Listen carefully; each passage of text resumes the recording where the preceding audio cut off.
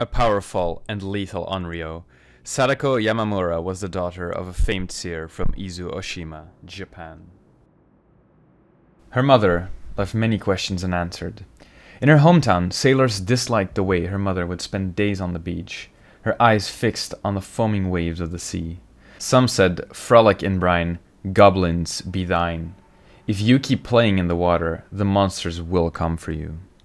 9 months later, Sadako was born.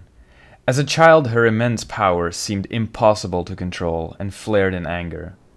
This became apparent when she was unable to control her rage during a public demonstration of her mother's powers.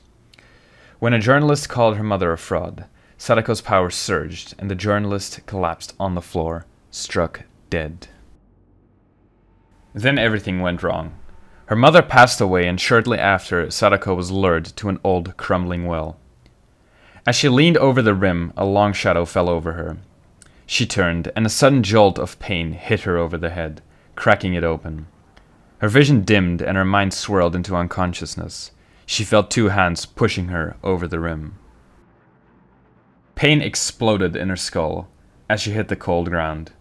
A grinding noise came from above, and the well darkened, all light obscured, like a midday eclipse. Every inch of her body screamed in pain. Looking up, she saw the only way out. She dug her nails into the muddy ground and slowly crawled towards the cobbled wall. She gripped the stones to climb out, but had neither hold nor strength.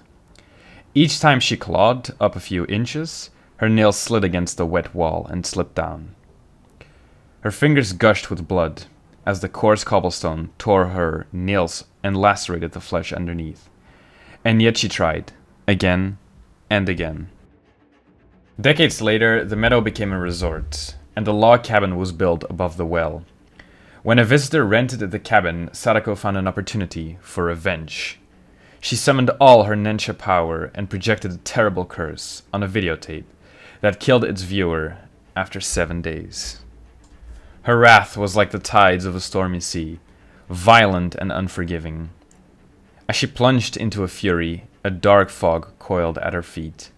The sound of crashing waves echoed through the old stone well. Suddenly, a tidal surge came crashing down on the cabin's walls, wrecking its logs into a torrent of mud and filth. The black current flooded the well underneath and swallowed Sadako at once. When she opened her eyes, she stood on a desolate beach facing a vast, stormy ocean. A thick, black fog caressed the water's surface. Sadako walked into a coming wave and slowly disappeared into an opaque fog.